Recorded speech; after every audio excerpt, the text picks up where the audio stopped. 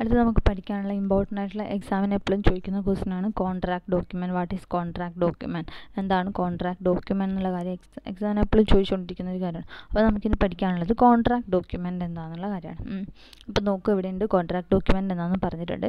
S per Indian contract act 1872 conditions of a valid contract are mutual agreement between the parties, promisor and promisee should be competent. An offer should be made by the promisor and an offer should be accepted by promisee. Of the offer, proposal and acceptance should be related to something not prohibited by law. Okay. Contract documents include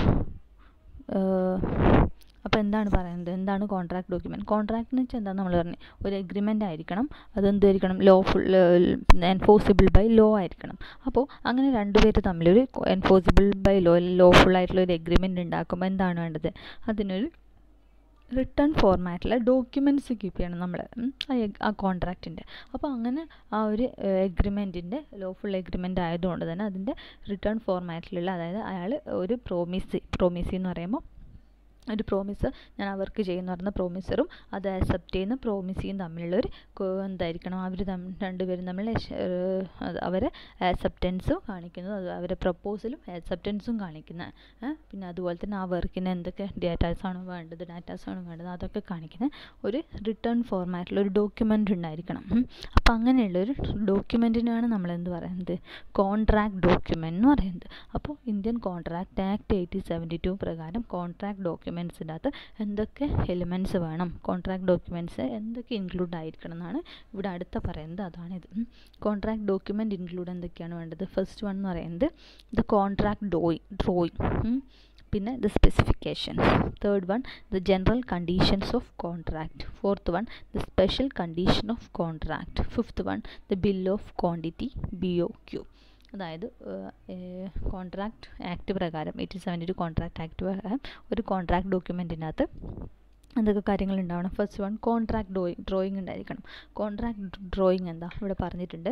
contract drawing include site drawing, architectural drawing, structural drawing, HVAC, electrical drawing and special details. അതായത് ഒരു contract drawing എന്ന് വെച്ചാൽ നമ്മളിപ്പോൾ നമ്മൾ നോക്കുന്ന contract എന്ന് പറയുന്നത് എന്തിൻ്റെ കേസിൽ, നമ്മൾ കൺസ്ട്രക്ഷൻ വർക്കിൻ്റെ കേസിലെ കോൺട്രാക്റ്റാണ് നമ്മൾ കൺസിഡർ ചെയ്യുന്നത്. അപ്പോൾ അതിൻ്റെ കേസിൽ കോൺട്രാക്ട് ഡോക്യുമെൻറ്റ് പ്രിപ്പയർ ചെയ്യുമ്പോൾ ഫസ്റ്റ് എൻ്റെ എസെൻഷ്യൽ കണ്ടീഷൻ ഡോക്യുമെൻ്റ് എന്ന് പറയുന്നത് എന്താണ്, കോൺട്രാക്ട് ഡ്രോയിങ് ആണ്.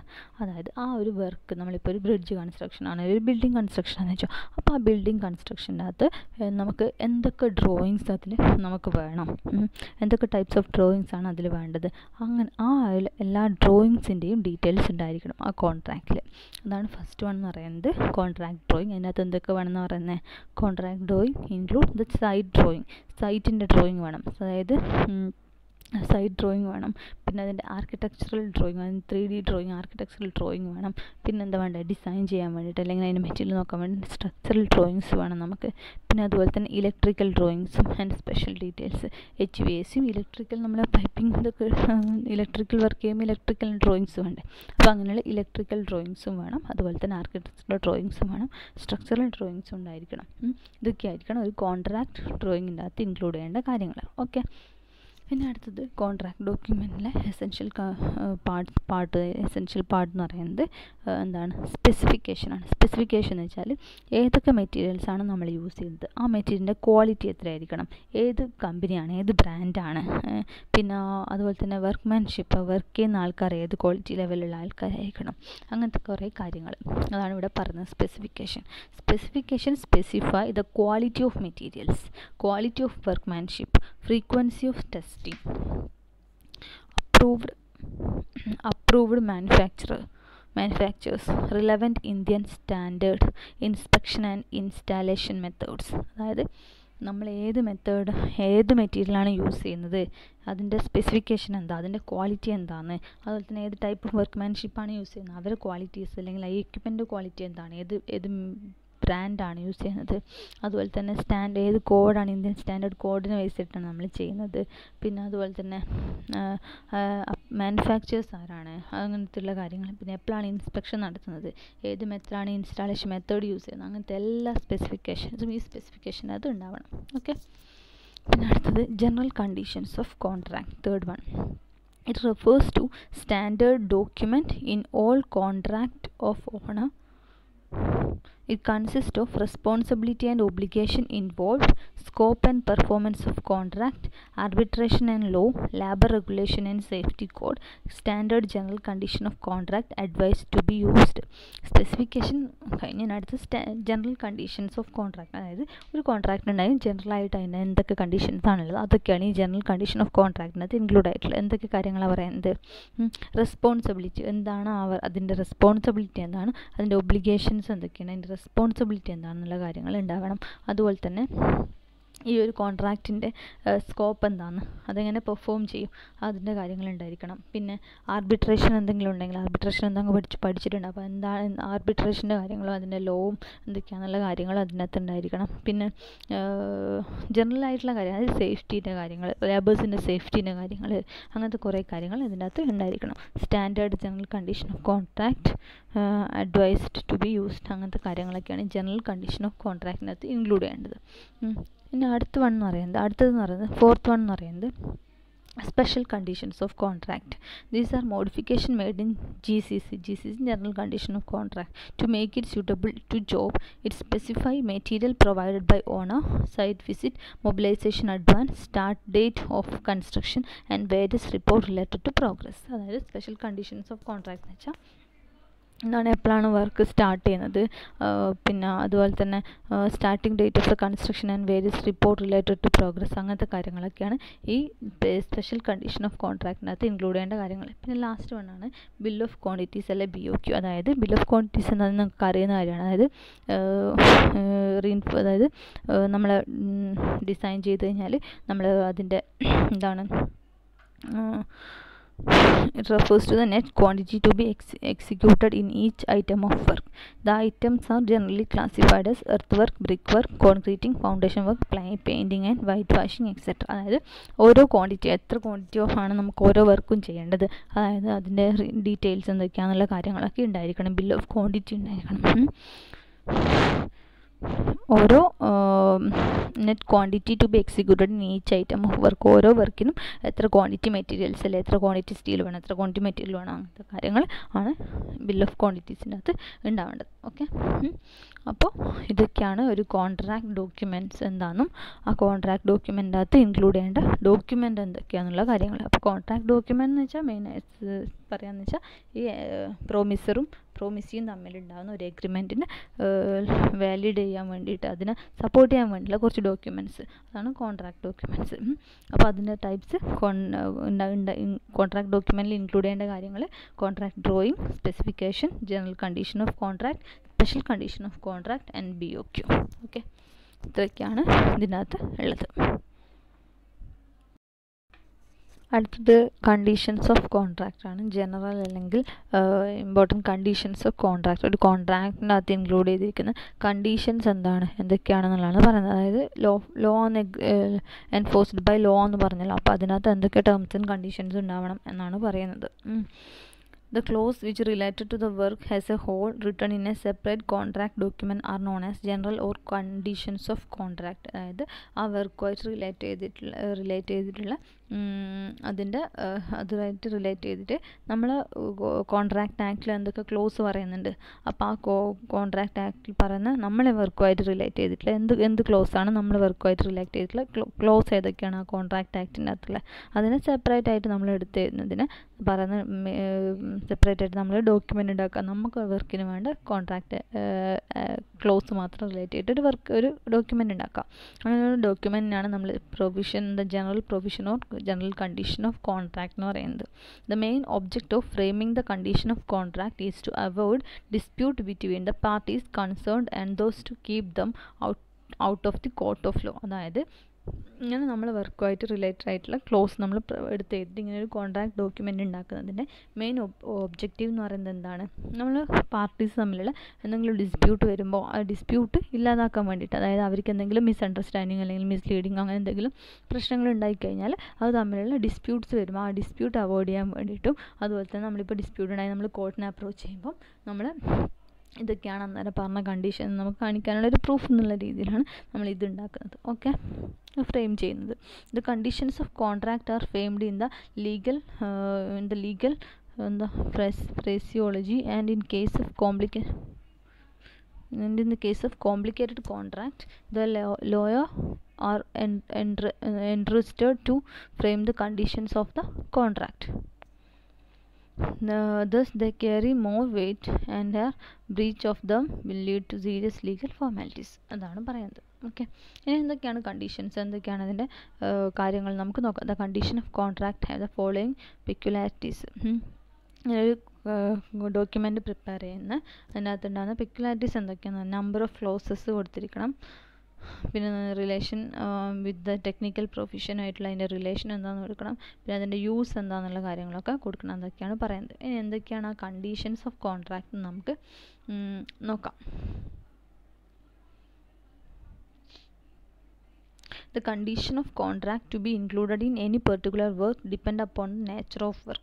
The following conditions of contract are generally accommodated in case of most of the civil engineering contract. അതായത് നമ്മൾ വർക്കിൻ്റെ പെർട്ടിക്കുലർ വർക്കിൻ്റെ അതിൻ്റെ ഏത് ടൈപ്പ് ഓഫ് വർക്കാണ് അല്ലെങ്കിൽ അതിൻ്റെ നേച്ചർ ഓഫ് വർക്ക് എന്താണോ അതിനെ ബേസ് ചെയ്തിട്ടാണ് അതിൻ്റെ അകത്തുള്ള കണ്ടീഷൻസ് അല്ലെങ്കിൽ അതിൻ്റെ ക്ലോസസ് നമ്മൾ ഡോക്യുമെൻറ്റ് കോൺട്രാക്ട് ഡോക്യുമെൻ്റ് അകത്തുള്ള കണ്ടീഷൻസ് എന്താണെന്ന് നമ്മൾ പ്രിപ്പയർ ചെയ്യുന്നത്, ആ ഒരു നമ്മളതിനെ ഫ്രെയിം ഔട്ട് ചെയ്യുന്നത്. ഓക്കെ, അപ്പോൾ നമ്മൾ മെയിൻലി നമ്മളെ സിവിൽ എഞ്ചിനീയറിംഗ് കോൺട്രാക്റ്റിൽ സിവിൽ എഞ്ചിനീയറിംഗ് വർക്കിൻ്റെ കേസിലുള്ള കോൺട്രാക്റ്റിനകത്ത് ഉണ്ടായിരിക്കുന്ന കോൺട്രാക്ട് ഡോക്യുമെൻറ്റിൻ്റെ കണ്ടീഷൻസ് ഓഫ് കോൺട്രാക്ട് ഡോക്യുമെൻറ്റ്സ് ഇതൊക്കെയാണെന്ന് പറയുന്നത്. അതിൽ ഫസ്റ്റ് വൺ എന്ന് പറയുന്നത് conditions relating to the general obligations of contract. This pertain to access the work, act, bylaws and regulations, fencing, watching and lighting instructions of engineer, insurance, setting out and site etc. setting out site etc. അതാണ് പറയുന്നത്. അതായത് ഒരു കോൺട്രാക്റ്റിൻ്റെ എന്താണ് അവർ conditions relating to the general obligations of ഒരു കോൺട്രാക്റ്റിൻ്റെ general obligations എന്താണെന്ന് നോക്കിയിട്ട് അതിനെ ബേസ് ചെയ്തിട്ടുള്ള ആ ക്ലോസ് എന്താണോ എന്താണ് നമ്മൾ ആക്റ്റിൽ പറഞ്ഞ ക്ലോസ് എന്താണെന്നുള്ളതായിരിക്കും അതിനകത്ത് ഫസ്റ്റ് പറഞ്ഞ കണ്ടീഷൻ എന്ന് പറയുന്നത്. അടുത്തത് condition relating to labour and personnel. This pertain to accident to workman, contractor respective representative, engineers representative, first aid, rate of wage, removal of employee of the contractor etc. അതായത് അടുത്ത condition എന്ന് പറഞ്ഞാൽ അടുത്ത close എന്തിനെ base ചെയ്തിട്ടായിരിക്കണം? നമ്മൾ labourer അല്ലെങ്കിൽ പേഴ്സണലിനെ base ചെയ്തിട്ട്. ഫസ്റ്റത്തത് കോൺട്രാക്ടറിൻ്റെ duties ഇതിനെ ബേസ് ചെയ്തിട്ടായിരിക്കണം ഫസ്റ്റത്തെ ഒരു കണ്ടീഷൻ. അടുത്ത കണ്ടീഷൻ വെച്ചാൽ ലേബേഴ്സിനെ ബേസ് ചെയ്തിട്ട്. ആ ലേബേഴ്സിന് എത്ര പൈസ കൊടുക്കണം, എത്ര വേജ് ആയിരിക്കണം കൊടുക്കേണ്ടത്, പിന്നെ ഫസ്റ്റ് എയ്ഡ് എന്തൊക്കെ കീപ്പ് ചെയ്യണം സൈറ്റിൽ, പിന്നെ എൻജിനീയേഴ്സിൻ്റെ അതായത് ഒരു വർക്ക്മാൻ എന്തെങ്കിലും ആക്സിഡൻറ്റ് പറ്റിക്കഴിഞ്ഞാൽ എന്താണ് ചെയ്യേണ്ടത്, കോൺട്രാക്ടറിൻ്റെ റെപ്രസെൻറ്റേറ്റീവ് എന്ത് ചെയ്യണം, അതുപോലെ തന്നെ എൻജിനീയർ റെപ്രസെൻറ്റേറ്റീവ് എന്ത് ചെയ്യണം, പിന്നെ ഒരു കോൺട്രാക്ടർ ഒരു എംപ്ലോയിനെ റിമൂവൽ ചെയ്ത് കഴിഞ്ഞാൽ അവർ ആ വർക്കിൽ നിന്ന് ഒഴിവാക്കുമ്പോൾ വിത്തിൻ കോൺട്രാക്റ്റിംഗ് ഡോക്യുമെൻ്റ് ഒന്നും നോക്കാതെ കോൺട്രാക്റ്റിംഗ് എന്താണ് ലിമിറ്റസ് അതിൻ്റെ ടൈമൊന്നും കൺസിഡർ ചെയ്യാതെ അതിന് മുൻപേ കോൺട്രാക്ട് ചെയ്യുന്നതിന് മുന്നേ ആ വർക്കിൽ നിന്ന് റിമൂവ് ചെയ്യുമ്പോൾ എന്തൊക്കെ കാര്യങ്ങളാണ് ശ്രദ്ധിക്കേണ്ടത്, റിമൂവ് ചെയ്യാൻ പറ്റുമോ ഇല്ലയോ, അങ്ങനെയൊക്കെയുള്ള അതിൻ്റെ കണ്ടീഷൻസ് അതിൻ്റെ ക്ലോസ് എന്താണെന്ന് അതുമാണ് അടുത്തുണ്ടായിരിക്കേണ്ടത്. അടുത്തത് conditions relating the execution of വർക്കിൻ്റെ എക്സിക്യൂഷൻ, വർക്ക് എങ്ങനെ എക്സിക്യൂട്ട് ചെയ്യണം എന്നുള്ള അതിൻ്റെ കണ്ടീഷൻ എന്ന് പറയുന്നത്. This pertaining to alteration, additions and omission during progress of work. അതായത് വർക്കിൻ്റെ വർക്ക് നടക്കുന്ന സമയത്ത് അതിൻ്റെ പ്രോഗ്രസ് ഓഫ് വർക്കിൻ്റെ ടൈമിൽ എന്തെങ്കിലും ഓൾട്ടർനേഷൻ വരുത്താവോ, അല്ലെങ്കിൽ അതിലെന്തെങ്കിലും അഡീഷണൽ വർക്ക് ചെയ്യാമോ, അല്ലെങ്കിൽ എന്തെങ്കിലും വർക്ക് നമുക്ക് ഓമിറ്റ് ചെയ്യാൻ പറ്റുമോ, അതിനൊക്കെ റിലേറ്റ് ചെയ്തിട്ടുള്ള ലോ എന്താണ്, അതിൻ്റെ എന്താണ് പറയുന്നത്, അതിൻ്റെ കാര്യങ്ങൾ എന്തൊക്കെയാണെന്നുള്ളതാണ് ഇതിൽ പറയുന്നത്. പിന്നെന്താ എമൗണ്ട് ഫോർ എക്സ്ട്രാ ടൈമിന് എത്ര പൈസ കൊടുക്കണം, പിന്നെ അതിൻ്റെ ഡാമേജസ്, ഡിഫക്റ്റീവ് വർക്ക്, എന്തെങ്കിലും മെറ്റീരിയൽസിന് എന്തെങ്കിലും ഡിഫക്റ്റ് സംഭവിച്ചു കഴിഞ്ഞാൽ അല്ലെങ്കിൽ ആ വർക്കിന് എന്തെങ്കിലും ഡിഫക്റ്റ് സംഭവിച്ചു കഴിഞ്ഞാൽ എന്ത് ചെയ്യണം, അതിൻ്റെ എഗ്രിമെൻ്റ് എന്താണ്, അതൊക്കെയാണ് പറയുന്നത്. materials, protection of trees and shrubs, public travel, safety by shoring and during blasting, water for construction work at night and on holiday workmanship etc. അതായത് ഒരു വർക്ക് എക്സിക്യൂട്ട് ചെയ്യുന്നതിൻ്റെ എല്ലാ പിന്നെ അതായത് ഒരു വർക്ക് എക്സിക്യൂട്ട് ചെയ്യുന്നതിന് അതിലെല്ലാത്തിനെയും കൺസിഡർ ചെയ്തിട്ടുള്ള എല്ലാത്തിൻ്റെ, അതായത് അതിന് ഡാമേജ് എന്തെങ്കിലും സംഭവിച്ചു കഴിഞ്ഞാൽ എന്ത് ചെയ്യണം, അതുപോലെ സേഫ്റ്റിക്ക് എന്തൊക്കെ കൺസിഡർ ചെയ്യണം, പിന്നെ ഹോളിഡേയ്സിൽ വർക്ക് ചെയ്യാൻ പറ്റുവാണെങ്കിൽ അത്, പിന്നെ എന്തെങ്കിലും വർക്ക് അഡീഷണലായിട്ട് നമുക്ക് ചെയ്യാൻ പറ്റുമോ അല്ലെങ്കിൽ ഓൾട്ടർ ചെയ്യാൻ പറ്റുമോ അല്ലെങ്കിൽ എന്തെങ്കിലും ഒമിഷൻസ് നടത്താൻ പറ്റുമോ, അതിനൊക്കെ റിലേറ്റഡ് ആയിട്ടുള്ള എല്ലാ കാര്യങ്ങളും നമ്മൾ ആ കണ്ടീഷനകത്തായിരിക്കും പറഞ്ഞിട്ടുണ്ടാവുക. Conditions relating to work execution എന്ന് പറയുന്നത് അതിനകത്തായിരിക്കും നമ്മൾ പറഞ്ഞിട്ടുണ്ടാവുക.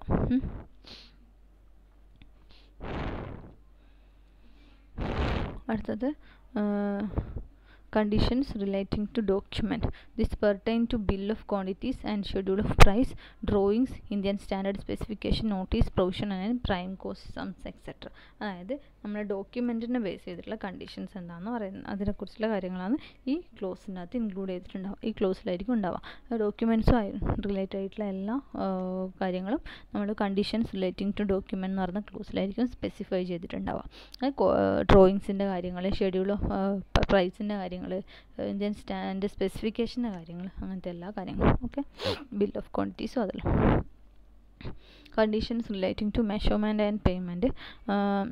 അതിൻ്റെ മെഷർമെൻറ്റ്, ഏത് type of measurement method use ചെയ്യണം, എപ്പോഴാണ് അത് മെഷർ ചെയ്യേണ്ടത്, അതിൻ്റെ മെത്തേഡ് ഓഫ് പേയ്മെൻറ്റ് എങ്ങനെയാണ്, contractor payment, sub contractor payment, അതൊക്കെ അതിനൊക്കെ റിലേറ്റഡ് ആയിട്ടുള്ള കാര്യങ്ങൾ conditions relating to measurement and പേയ്മെൻറ്റിലാണ് ഇൻക്ലൂഡ് ചെയ്യുക. അടുത്തത് conditions relating to default and non completion work. അതൊരു വർക്ക് കംപ്ലീറ്റ് ചെയ്തിട്ടില്ലെങ്കിൽ അല്ലെങ്കിൽ എന്തെങ്കിലും വർക്ക് ഡിഫോൾട്ടായിട്ട് ചെയ്ത് കഴിഞ്ഞാൽ അതിൻ്റെയൊക്കെ കേസിലുള്ള എന്താണ് അതിൻ്റെ ലീഗൽ ഫോർമാറ്റ് എന്നുള്ളത് ഈ ക്ലോസിലായിരിക്കും പറയാം. Condition relating to assignment and subletting. അതായത് ഏതെങ്കിലും സബ്ലെറ്റിംഗ് എന്ന് വെച്ചാൽ നമ്മൾ ഏതെങ്കിലും ഒരു കോൺട്രാക്ടർ സബ് കോൺട്രാക്ടർക്ക് വർക്ക് കൊടുക്കുകയാണെങ്കിൽ, അല്ലെങ്കിൽ ഏതെങ്കിലും ഒരു വർക്ക് നമ്മൾ വേറെ ഒരാൾക്ക് അസൈൻ ചെയ്ത് കൊടുക്കുക, ആ കോൺട്രാക്ടിന് വേറെയും കോൺട്രാക്ട് കൊടുക്കുകയാണെങ്കിൽ അതിൻ്റെ ക്ലോസ് എന്താണ്, അതിൻ്റെ കാര്യങ്ങൾ എന്താണെന്നുള്ളത് ഇതിനകത്താണ് പറയാം, ഈ ക്ലോസിലാണ് പറയാം. Condition relating to settlement of dispute സെറ്റിൽമെൻറ്റിന് ഏത് മെത്തേഡ് യൂസ് ചെയ്യണം. This pertain to arbitration when engineers decision is to be final etcetera. അതായത് ആർബിട്രേഷൻ മെത്തേഡ് വേണോ അല്ലെങ്കിൽ ലോ ഓഫ് കോർട്ടാണ് വേണ്ടത്, ഏത് ടൈപ്പ് ഓഫ് ആർബിട്രേഷനാണ് ഏത് ആർബിട്രേറ്ററെ എങ്ങനെ സെലക്ട് ചെയ്യണം, അതിൻ്റെയൊക്കെ കാര്യങ്ങളുണ്ടല്ലോ, അതൊക്കെ ഈ ക്ലോസിലാണ് പറയുന്നത്.